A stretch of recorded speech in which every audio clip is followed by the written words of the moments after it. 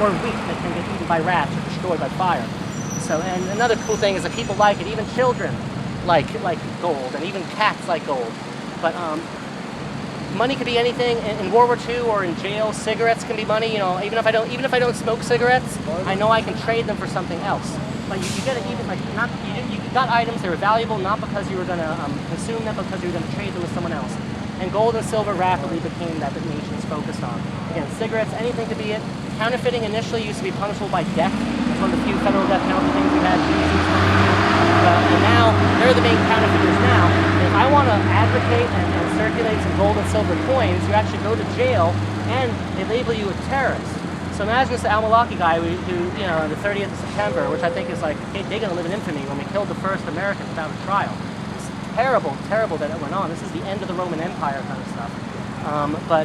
But now we call people who want to talk about solid real money that governments can't devalue. They're literally being charged with terrorism. So we are forced to be inside the system, and that's totally not the way out. Now, if we had real money, if we didn't have governments printing money, and you don't even have to, like, anyone could be in charge of it. I would trust Walmart better with having a solid bank service than I would trust government with, because Walmart isn't bombing countries. Yes, they do bad things, but they're not bombing countries. So if we didn't have a government printing money, there would be 0% inflation. In fact, even if you didn't put your money in at the bank, it would grow in value just because things get cheaper over time. You maybe get 5% interest when you save at the bank, but they would lend that out at 8% and somehow underwrite profitably businesses. Right now, you get 2% at the bank, and there's more than 2% inflation, so you're a sucker if you save, so you're forced into the stock market. Most people shouldn't be in the stock market. Really, businesses that know what they're doing can borrow money from the bank, not to do new things, just to build another farm or something like that, and they can make an 8% profit and pay the interest off of that. So we're forced to invest in the stock market to not get behind.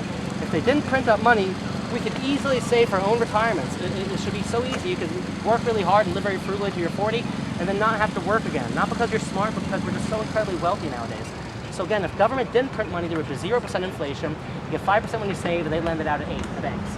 But now we get 2% when we save, and there's 2% inflation. So like if you can't save, and it also makes us more in debt because it pays off to be in debt. In fact, if you buy a house for 30 years, your last mortgage payment might be in real terms only, you know, a fifth of what your first mortgage payment was. So because the currency is decreasing in value. Does that make sense?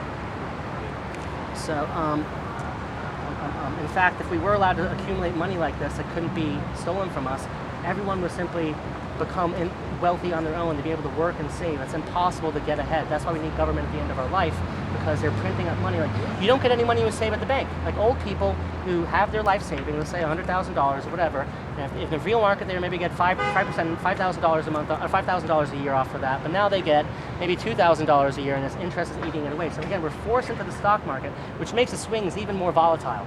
So most of us, and again, no one saves. There's no incentive to save. We used to save a third of our money, and all our savings actually went into building better factories, and then we consumed those goods. And again, the more we wanted to underconsume, the more capital that investors had to put into things. And again, if we had 1% interest rates, it would reflect that everyone had already retired as a millionaire and didn't even care to work again. That's the only way you could borrow money at 1%. So we've had this really, really weird economy, and it can't go back to what it was. But if we had this interest rates I described, we would be able to leave our money to our kids, and a good sum, and maybe they could even have a monthly stipend they get for the rest of their life, just as the money you leave for them. But now there's inflation. You really can't do that.